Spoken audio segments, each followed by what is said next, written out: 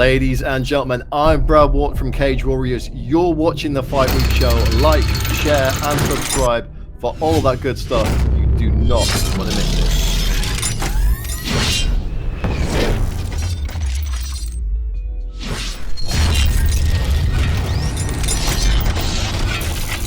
What's going on, people? What's going on, Fight Week Show people? We are back with another video, and look who we got in the house here. We got Shem Rock. What's going on, my bro? Yes, lad. I don't think I've had an intro that animated in a long time, lad. Oh boy, I am excited to have you on, man. You know what I mean? It's been a long time coming, and I know you're affiliated with some of the guys that you know we've worked with on the show before, with Sid Mogul and Ben as well. You know, those guys, big up to them.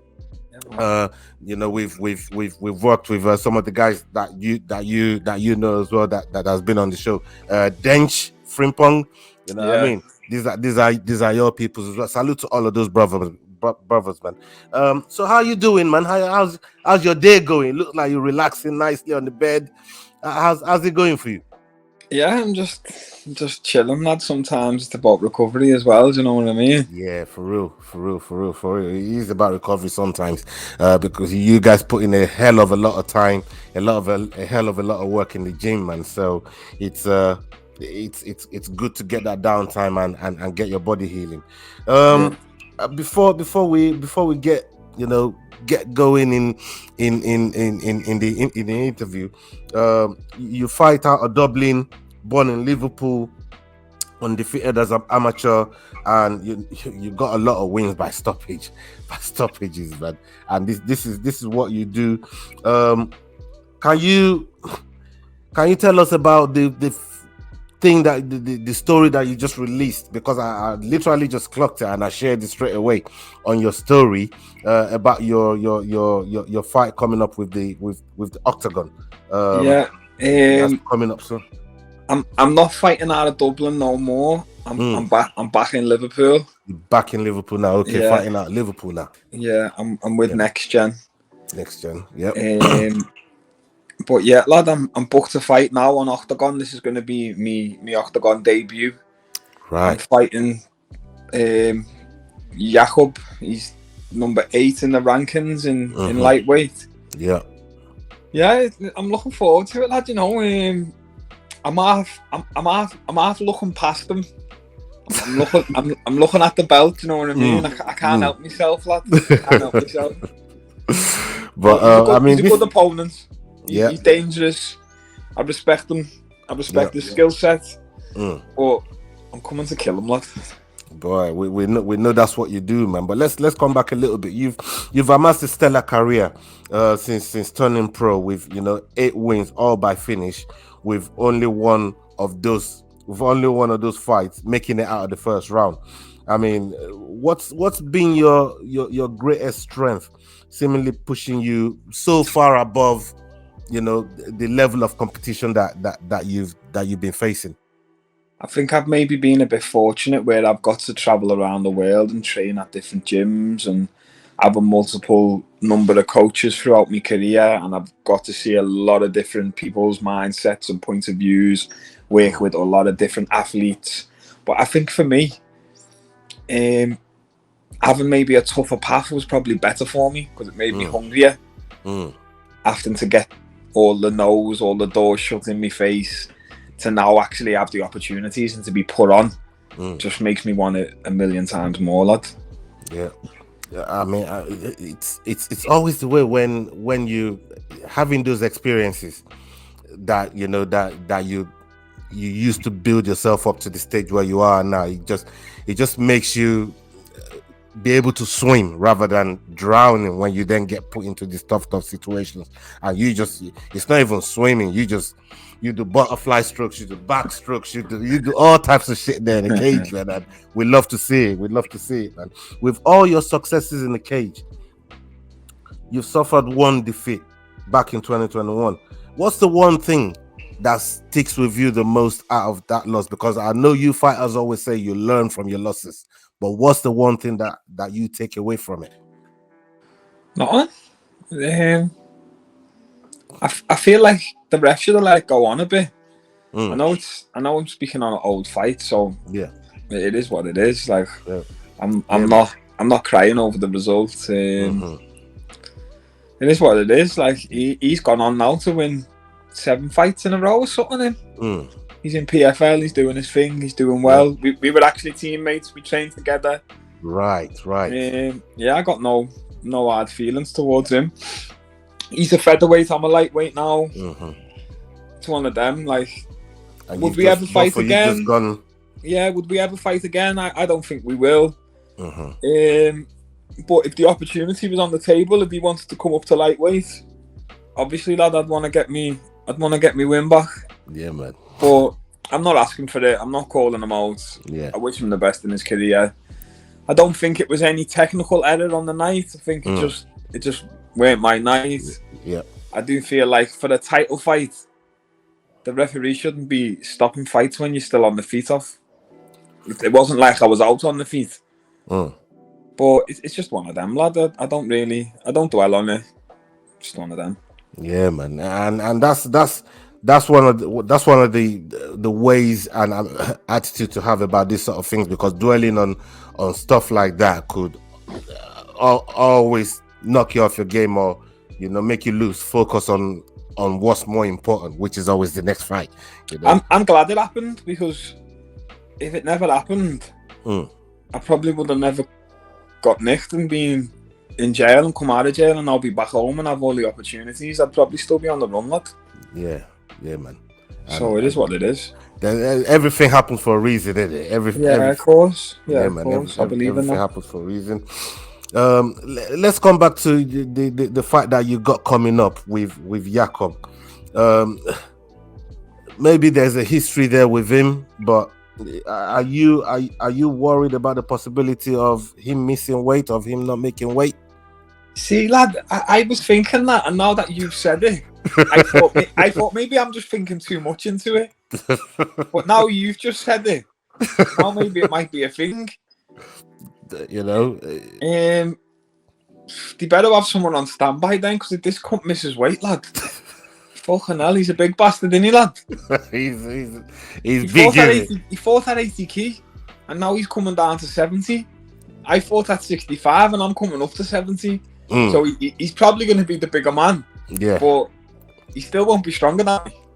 This is what I'm saying, because obviously, you hope he's professional enough to at least make weight, because I see, people that are always on weight as people that respect their opponents, the opponent's camp, and even the fans, that pay to come and see you fight. Some people don't think like that. Some people just think, I don't care about the money, I'll miss weight, he can take 20% of my purse, I'll come in big, hydrated, and I'll have an advantage. That's crazy, man.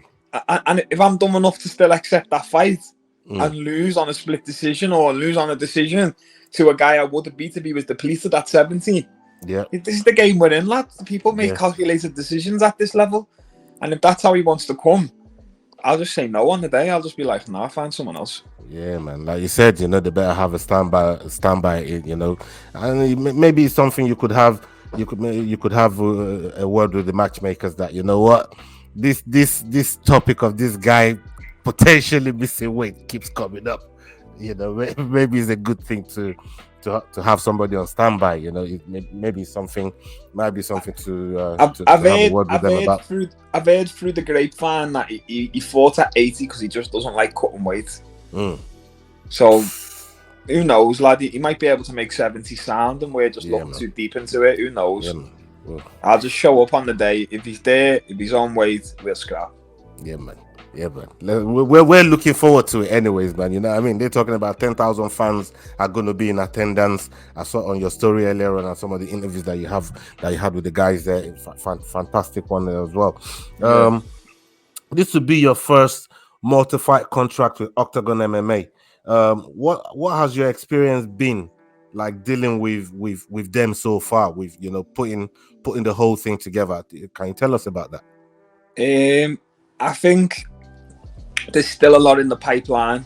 Mm. You know, this is my first fight. They flew in yesterday and met me. We sat, spoke business, ate some food. There's a lot of good stuff to look forward to. Obviously, I don't want to say too much too soon, but he's putting a smile on your face, so that's good. That's good. Yeah. The fact that you're smiling, that's brilliant. Big things are coming, lad. That's all I can say. Yeah, man. We love it. We absolutely love it. You know, you've trained you've trained with some of the best people in MMA. You know, one of the most notable ones I did mention, Frimpong earlier on. Your brethren as well, Paddy Pimblett, numerous times that you've trained, and you both compete in lightweight division as well. You know, you both lightweights. What can you say about training with Paddy and the experiences that you have around just being around him and training with not just him but some of the elite top MMA fighters that you rub shoulders with? In next gen, it's not just Paddy. Like, obviously Paddy's the face of the gym. Yeah. Paddy and Molly are the biggest names. Everyone knows Paddy, Molly. Yep. Obviously they've been there since the beginning of their MMA careers. So for them, that they're like the staple of the gym. Yeah. But there's a lot of other top guys and girls in that gym. But Paddy's unique. Paddy's the type of guy who, when he's in the training room, he lights up the room. Like, when he's in the room, the vibe of the room's higher, the energy is high, everyone's having a laugh. Yeah, when it's time to train, we train hard, but it's good to have that team atmosphere, a bit of fun, a bit of banter. Obviously, when it's time to spar, it's sparring. When it's time to drill, it's drilling. But it's good to have the room on a high note, and you know, he's doing well in the UFC. Molly's doing well in the UFC. Then we've got Liam McCord, who's doing well in Bellator. Then we've got Cullen, Luke Riley, Fletcher, Gittins. Like, I could name a million people all doing well in Cage Warriors. So the room's on a high, lad. Everyone's winning. Everyone's doing well. We just bounce off each other, lad. Yeah, man. And that's good. That's good because, you know, trading ideas, trading experiences and energies and stuff like that will only make you guys so much more better than developing that relationship only makes you guys better in the long run. So for me, looking from the outside in, everybody just gets on. It always looks good in your gym, man. When we see on your story, you know what I mean, your Insta story is a mad one, man. You know, I'm always on it. And anybody that's not following Shem, I don't know what you're doing. If you're watching right now, go and follow Shem Rock BJJ on Instagram, man. His Insta is never boring. You know what I mean? So, sometimes I wish I could show a bit more, like, you know, the insight of when we're having combos and stuff. Yeah. But I think sometimes the banter's a bit too far left. So I have to ask it, yo, switch the cameras off, lad.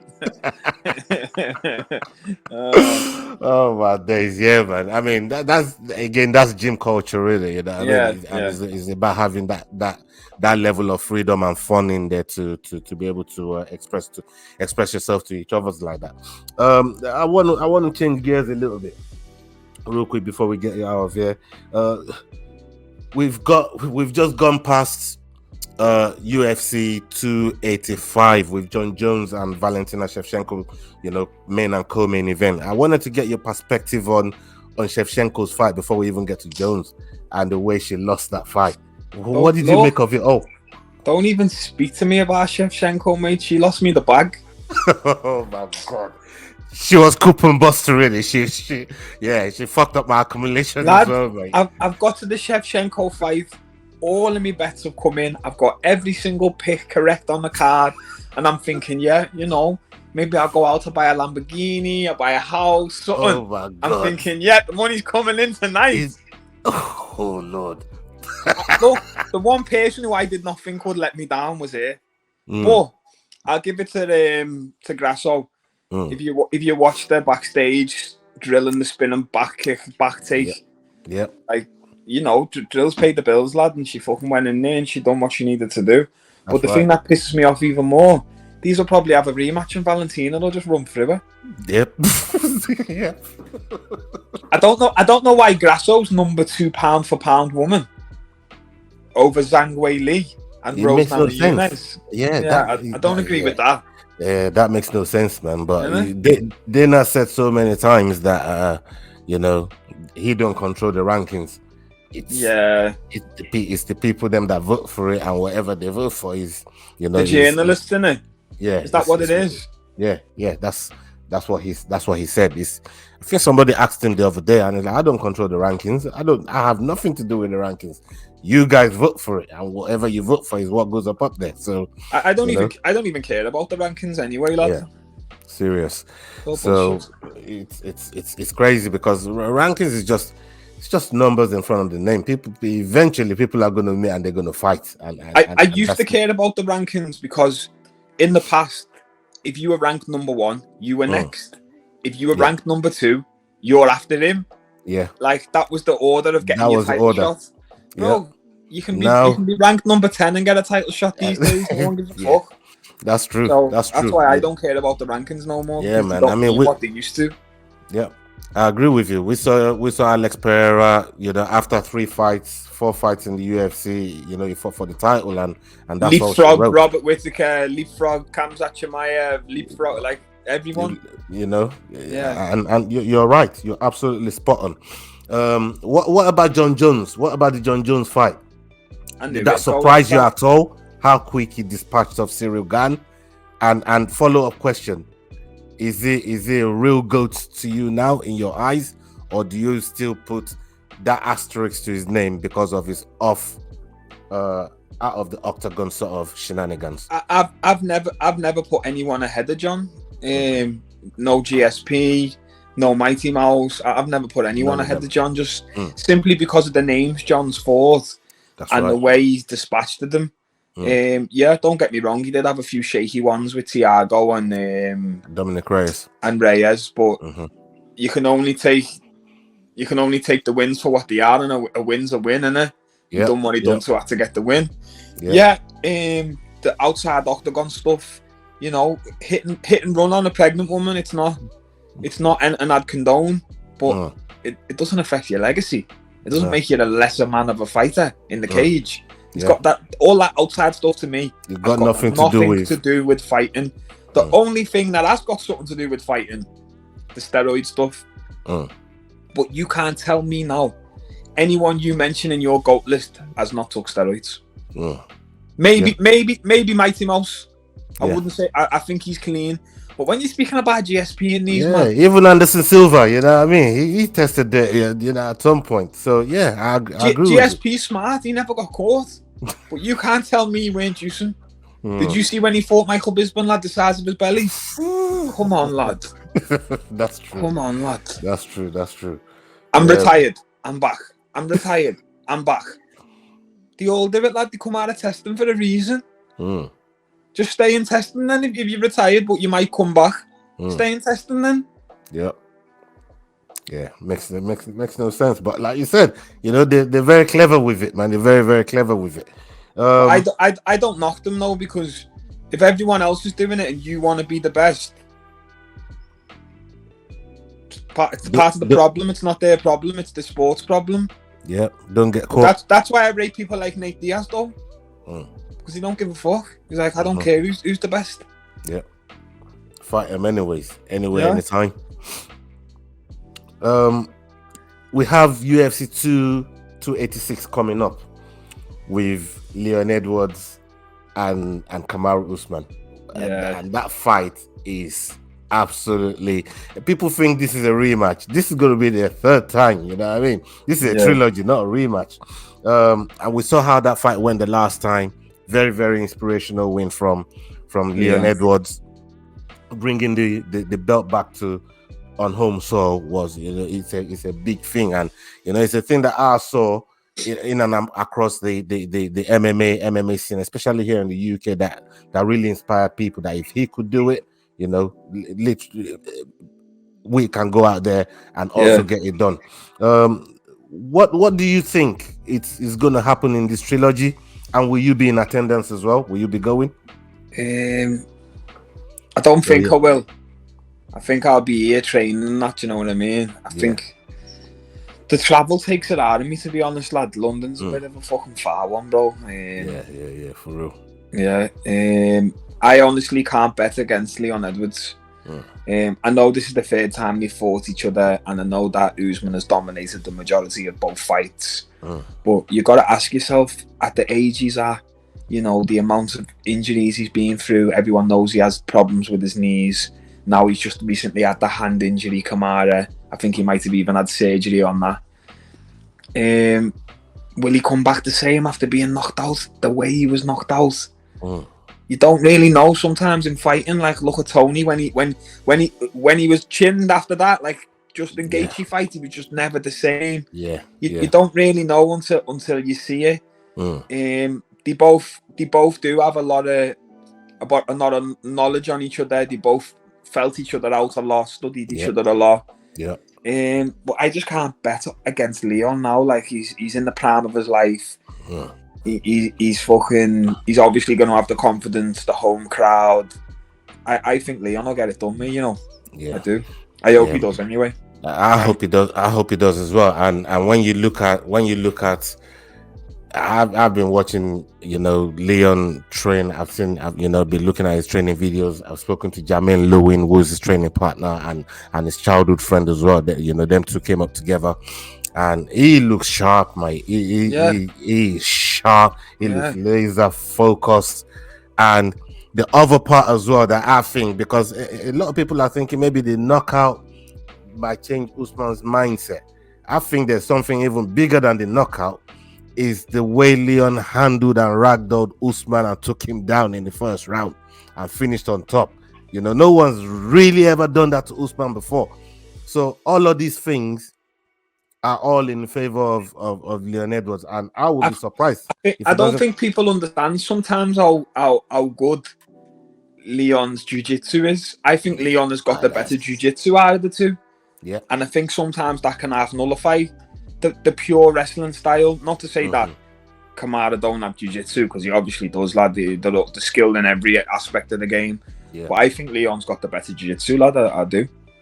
I feel like it's going to be a good fight, lad. And it's hard for me to say that I hope Kamaru loses, because he's Nigerian, bro. Yeah, but man. Yeah. It is what it is, isn't it? I'm a Leon fan. I'm Nigerian as well, and I'm just literally looking at it from the fight, from how the fight is and what we've seen so far, and what we think is going to happen. I agree with you. I mean, Leon looks so sharp, man. You can't take away from Leon and the way he finished that fight. Leon fought for 25 minutes. Kamaru didn't. You know what I mean? Yeah. Kamaru for fight was done 24 minutes. No, you got to be in there. I think in that fifth round, if you watch it back, when they go back to the corner, everyone speaks about Leon's corner, saying, "Come on, Leon, you can do this." What people don't speak about is Trevor Whitman. Did you hear what Trevor Whitman said to him in the corner? Trevor Whitman said he's tired. Now we need to finish him. When you've got him against the cage, disengage and finish him. Where maybe, in hindsight, if they would have said, look, we're winning, keep him against the fence, very boring, hold him down, tire him out even more, win on a decision, we're happy. We'll never fight him again. We're done with him. I think he tried to get him out of there. I think he did. And then you see Leon get off the cage then. It's an intriguing fight, and both of them could fight 10 times. I want to watch it. I'd watch it, lad, all of them. Yeah, man, it's a fantastic one. And on the last question that we have for you, Conor McGregor and Chandler, these two, they're tangling up in the Ultimate Fighter. We know there's going to be a lot of intensity. Conor always brings that every time that is in the area. What do you think will happen in that fight when it does come down to it? And do you think it'll happen in 55 or 70? I don't think it'll happen at 55. I hope it doesn't. I hope Conor gets to make that fight the heaviest he can possibly make it. I want Conor to just go in there and chin him, lad. I think Chandler's like he's a good fighter to watch, but I just think he's a bit of a divvy, lad. To be honest, I hope Conor just chins him, bro. Yeah, man. I think it's a bit weird, the whole, and it's a bit mad to say it, lad, but the way he's adopted them black kids and he kisses them on the lips and that, I think that's a bit mad, bro. Yeah. I think that's a bit mad. Yeah. It's crazy still. It's crazy, and I would never kiss my adopted son on the lips. Yeah, white or black. When it's not, it rubbed me the wrong way when I seen that on social media. I was like, whoa, what's that about there, lad? I'd be weird kissing my biological son on the lips. Yeah. At least if he's over 5, do you know what I mean? Yeah, for real. When they get over that age, I mean that's Birdman and Little Wayne fucking settings they got going on there, man. Yeah, it's a bit mad. I hope Conor's got his wife in his DMs, lad. Oh my days, go on, Shem. I think this Ultimate Fighter though will be the most viewed Ultimate Fighter ever. Yeah. I like the way they've stirred the pot a little bit, kicking a few fighters out, bringing in Conor's boys.